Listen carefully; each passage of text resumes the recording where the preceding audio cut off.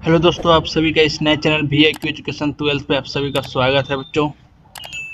तो बच्चों, मैं आपको इस वीडियो में क्लास 12th का हिंदी का फर्स्ट चैप्टर बातचीत का ऑब्जेक्टिव क्वेश्चन कराने वाले हैं बच्चों।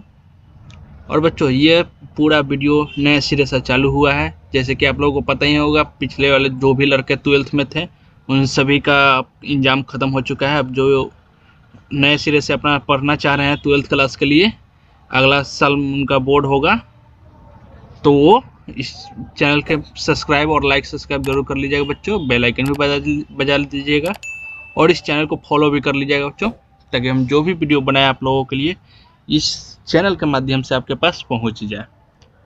और दोस्तों, ये जितना भी वीडियो बनाते हैं ये सारे आपके लिए महत्वपूर्ण होता होगा बच्चों। ऐसा नहीं है कि आपके लिए महत्वपूर्ण नहीं, जितना भी ऑब्जेक्टिव बनाते होंगे वो एग्जाम में कुछ नहीं लेकिन कुछ तो जरूर आता ही आता होगा। तो ये पूरा याद रखिएगा, तो आप ही लोगों के लिए फायदेमंद है बच्चों। तो चलिए दोस्तों, ज़्यादा देर न करते हुए वीडियो स्टार्ट करते हैं। इसमें हम लोग हिंदी का बातचीत चैप्टर पढ़ेंगे, यानी कि जो कि ऑब्जेक्टिव माने कि इसका हम करा रहे हैं बच्चों। इसका सब्जेक्टिव भी आपका हम कराएंगे और इसका लेखक के बारे में भी बताएंगे और एथी भी बताएंगे बच्चों।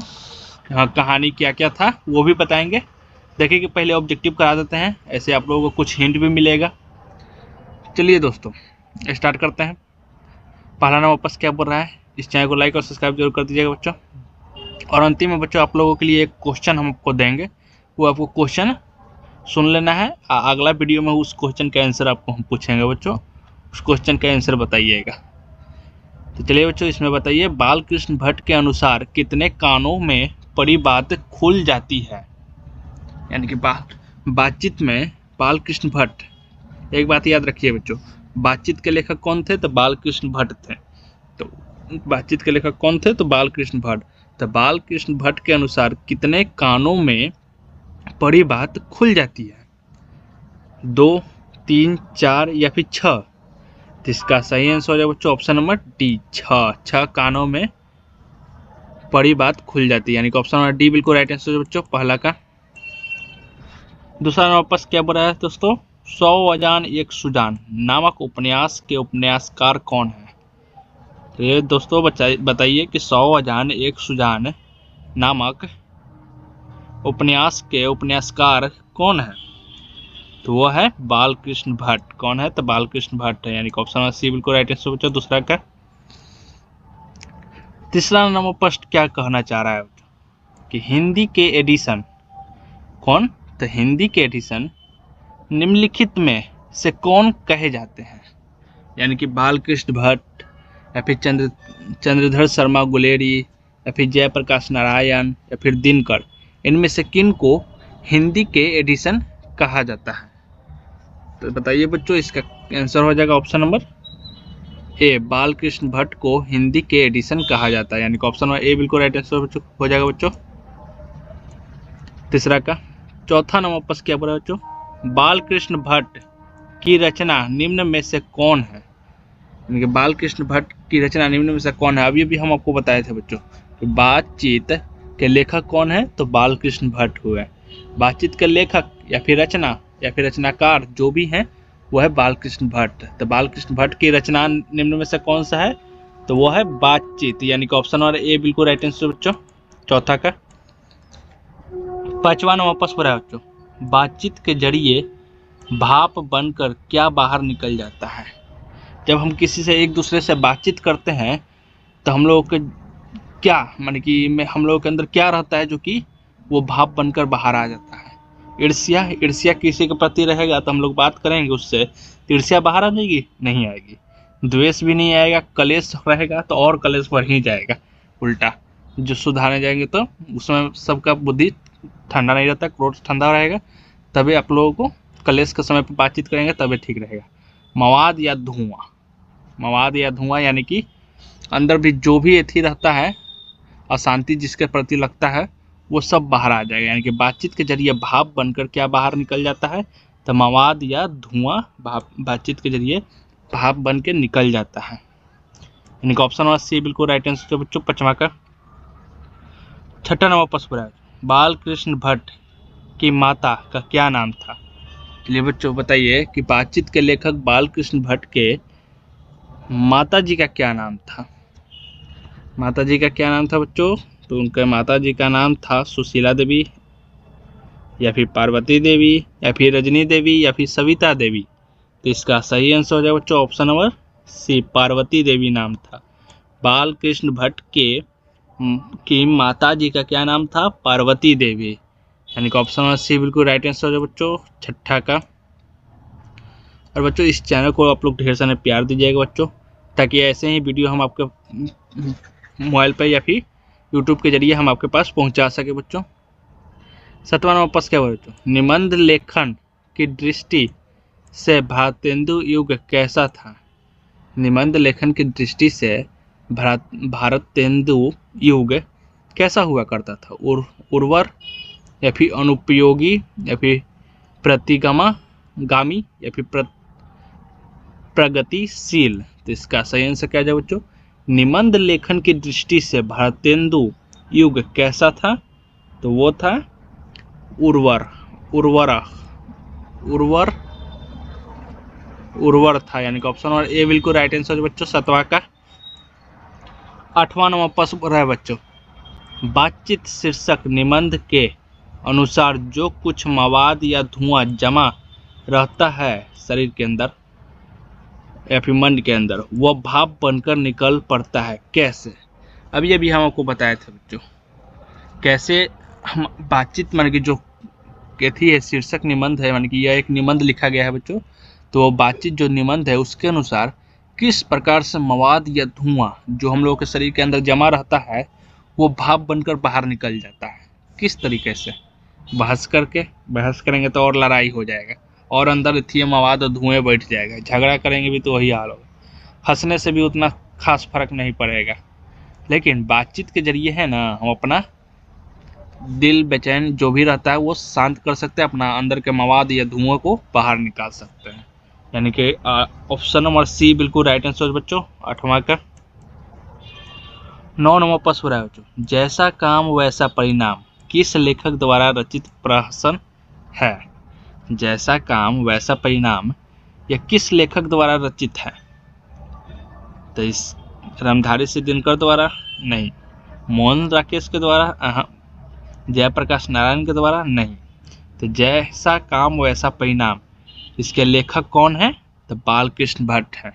एक और बात है बच्चों, आप लोग जितने भी माने कि लेखक है उनका तो हम आपको बताएंगे ही कि बालकृष्ण भट्ट ने कितने उपन्यास लिखे, कितने प्रसंग लिखे, या फिर कितना रचना किए, कौन कौन से कविता रचे, कौन कौन से कहानी लिखे, वो तो आपको हम बताएंगे भी ऑब्जेक्टिव के माध्यम से। जो हम आपको बता रहे हैं वो सब भी आप लोग याद रखिएगा, हो सके तो नोट करके रखिएगा कि जैसा काम वैसा परिणाम के लेखक या फिर रचयिता प्रहसन कौन थे?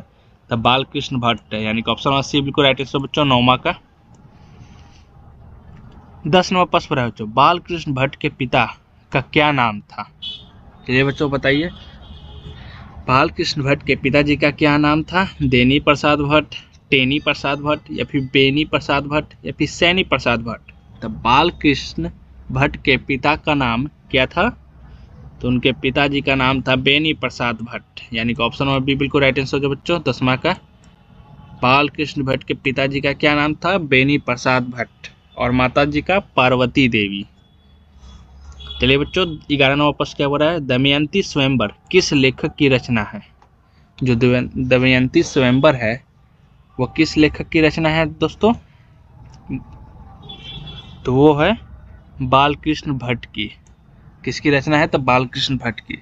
देखिए आप तक इसमें इस ऑब्जेक्टिव में हम लोग 3 चीज पढ़ चुके हैं बच्चों, 3 चीज लेखक के रचना हम पढ़ चुके हैं कि कौन कौन से लेखक रचना किए हैं। एक तो बालकृष्ण भट्ट के लेखक हैं, ये हैं बालकृष्ण भट्ट। ऊपर से जैसा काम वैसा परिणाम के भी लेखक रचयिता कौन है? तो बालकृष्ण भट्ट ही है। और दमयंती स्वयंवर के भी लेखक कौन है? तो बालकृष्ण भट्ट ही है। ये सारे लेखक के रचना ये सब आप लोग लिख के रखिएगा बच्चों, आप लोग के एग्जाम में भी बहुत ये सब पूछता है बच्चों। तो इसका सही आंसर हो जाएगा ऑप्शन नंबर सी 11 का। 12 नंबर प्रश्न है बच्चों, बालकृष्ण भट्ट की रचना बातचीत क्या है? बालकृष्ण भट्ट की रचना बातचीत क्या है? एकांकी है, कहानी है, यात्रा संस्मरण, है या फिर ललित निबंध है? तो बाल कृष्ण भट्ट की रचना बातचीत जो है वह क्या है बच्चों? तो वो है एक ललित निबंध। क्या है? तो ललित निबंध है, यानी कि ऑप्शन नंबर डी बिल्कुल राइट आंसर है बच्चों। 12 का 13 नंबर प्रश्न क्या बड़ा बच्चों? बाल कृष्ण भट्ट किस युग के निबंधकार या फिर साहित्यकार थे?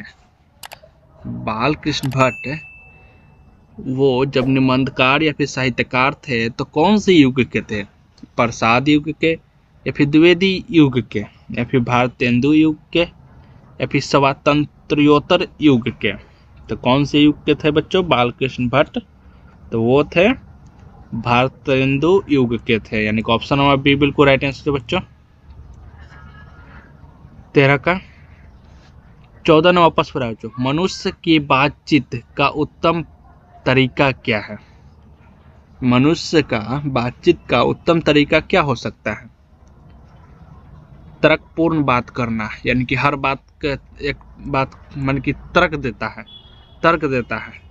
जैसे तुम कुछ बोलो उसके प्रति हम कुछ तर्क दे दिए, वैसे टाइप के ही तर्कपूर्ण बात करना, या फिर विद्वत्ता पूर्ण बात करना, या फिर भीड़ से बात करना, फिर अवाक होकर अपने से बातचीत करना।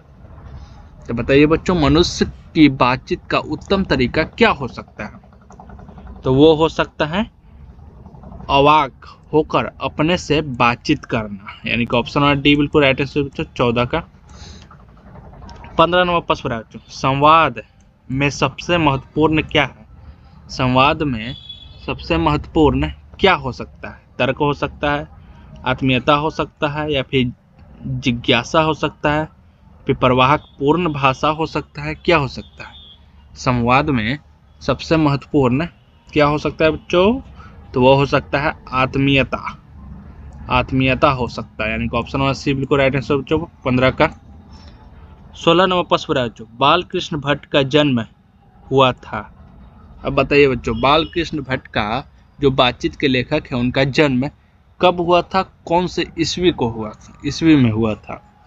तो इसका सही आंसर क्या हो जाएगा बच्चों? बाल कृष्ण भट्ट का जन्म कब हुआ था?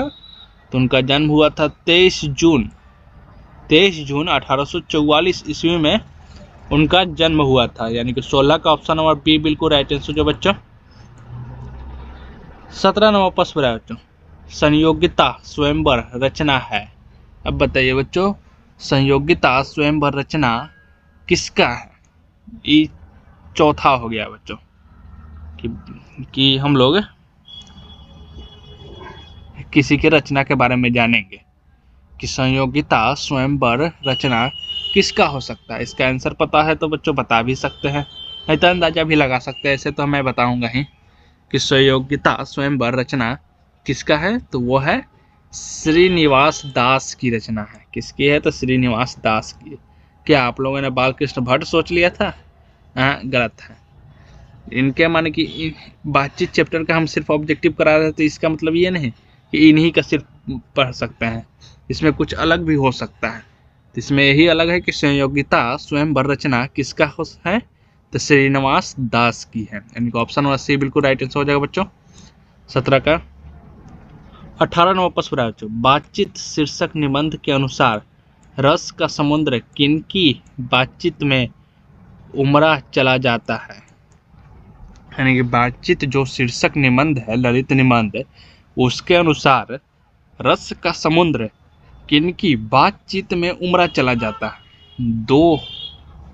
दो हम सहेलिया की बातचीत में, या फिर दो पुरुषों की बातचीत में, दो बच्चों की बातचीत में, या फिर दो मूर्खों की बातचीत में? किसमें उमड़ा चला जाता है बच्चों रस का समुद्र बातचीत में? तो इसका सही आंसर हो जाए बच्चों ऑप्शन नंबर ए, दो हम सहेलिया की बातचीत में ये रस का समुद्र बातचीत में उमड़ा चला जाता है, यानी कि ऑप्शन नंबर ए बिल्कुल राइट आंसर बच्चों। 18 का 19 नंबर प्रश्न बच्चों, वाद विवाद संवाद क्या है? वाद विवाद और संवाद क्या है बच्चों? आलोचनात्मक निबंधों की पुस्तक है, या फिर कविता संग्रह है, कहानी संग्रह है, या फिर नाट्य संग्रह? क्या है बच्चों? वाद विवाद संवाद क्या हो सकता है? तो वो है आलोचनात्मक निबंधों की पुस्तक है, यानी कि ऑप्शन ए बिल्कुल राइट आंसर बच्चों 19 का।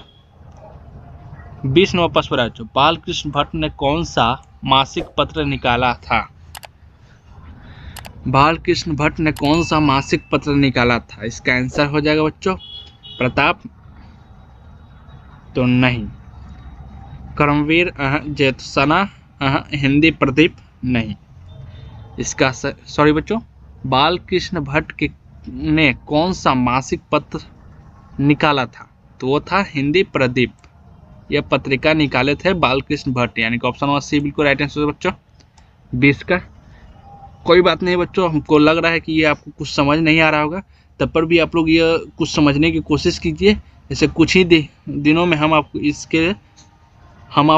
इसी चैनल पे आपके लिए इसका सारांश ले आएंगे बच्चों। इस निबंध का बातचीत ललित निबंध का हम आपके लिए सारांश ले आएंगे बच्चों। इसी चैनल पे वीडियो बनाएंगे, आप लोग देख लीजिएगा। उसके अनुसार आप लोग ये ऑब्जेक्टिव भी देखिएगा तो ज़्यादा अच्छा रहेगा। आप दोनों से सही समझ जाएंगे कौन क्या चीज़ है। चलिए बच्चा 21 नंबर प्रश्न पर है, बातचीत किस विधा की रचना है?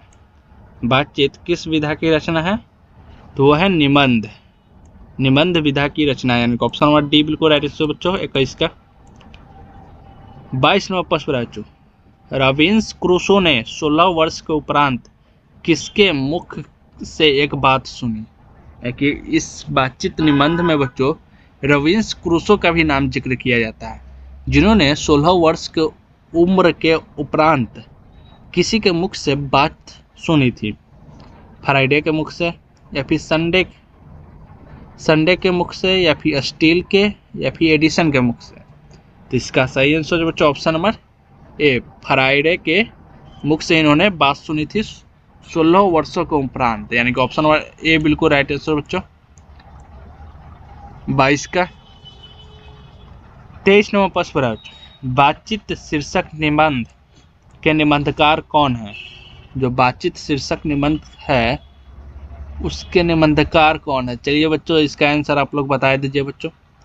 ऐसा तो नहीं है कि ये आप लोग नहीं जान रहे हैं, ऊपर से हम आपको बताते आ रहे हैं कि बातचीत निबंध हो या फिर बातचीत जो रचना, कभी कभी क्वेश्चन में देता है बच्चों कि बातचीत रचना किसका है, वो सभी बालकृष्ण भट्ट के हैं।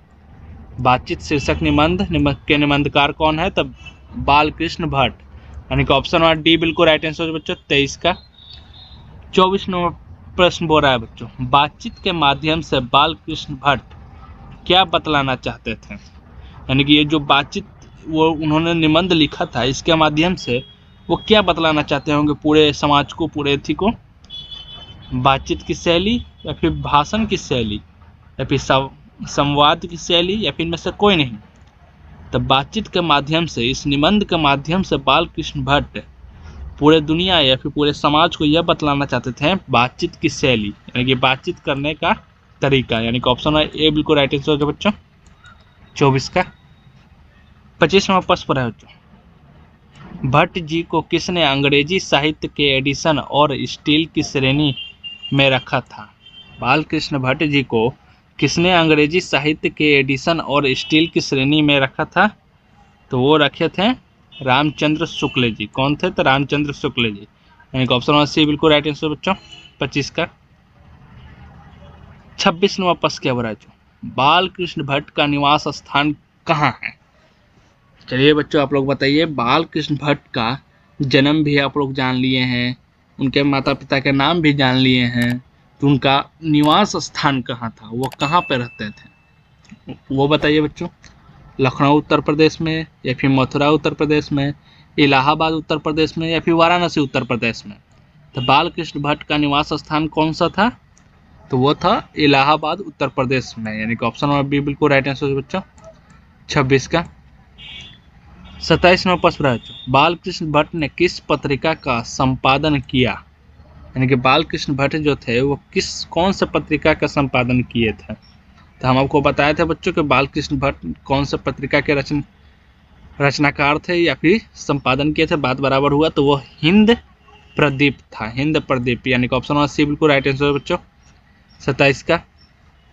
28 नंबर प्रश्न बच्चों, बालकृष्ण भट्ट ने हिंदी प्रदीप नामक मासिक पत्रिका निकालना कब प्रारंभ किया? बालकृष्ण भट्ट ने हिंदी प्रदीप नामक मासिक पत्रिका कब निकालना प्रारंभ किए थे?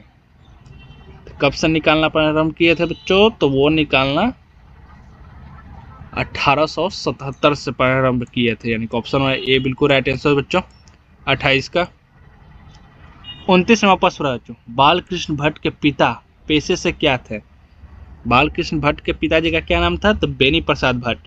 वो पेशे यानी कि वे काम क्या करते थे, उनका ऑक्यूपेशन क्या था, पेशा क्या था उनका? चिकित्सक थे, शिक्षक टीचर थे, समाज सेविक थे, व्यापारी थे। तो क्या थे बच्चों? तो वो थे एक व्यापारी। बालकृष्ण भट्ट के पिताजी पेशे से क्या थे? तो व्यापारी थे, यानी कि बिजनेसमैन शायद होंगे, वही व्यापारी, यानी कि ऑप्शन नंबर बी बिल्कुल राइट आंसर बच्चों। 30 नंबर प्रश्न है बच्चों, कौन सा उपन्यास बालकृष्ण भट्ट द्वारा रचित है? मैला आंचल, गोदान, अंतराल, 100 अजान एक सुजान। इनमें से कौन से उपन्यास है, ऐसे उपन्यास है जो कि बालकृष्ण भट्ट द्वारा रचे गए हैं, यानी कि बालकृष्ण भट्ट ने लिखे हैं वो उपन्यास? लेकिन कौन सा है बच्चों? तो 100 अजान एक सुजान ये एक उपन्यास है। 100 अजान एक सुजान एक उपन्यास है जो कि बालकृष्ण भट्ट द्वारा रचित है, यानी कि ऑप्शन सी बिल्कुल राइट आंसर बच्चों 30 का। 31 नंबर प्रश्न है बच्चों, नाटक के प्रारंभ में होने वाले मंगल पाठ को क्या कहा जाता है? जब नाटक शुरू होता है बच्चों तो उसको होने से पहले मंगल पाठ होता है, उसको क्या कहा जाता है? भजन, मंगलाचरण, आरती या फिर नांदी पाठ? तो उसको क्या कहा जाता है बच्चों? तो उसको नांदी पाठ कहा जाता है, यानी कि ऑप्शन नंबर बी बिल्कुल राइट आंसर बच्चों 31 का।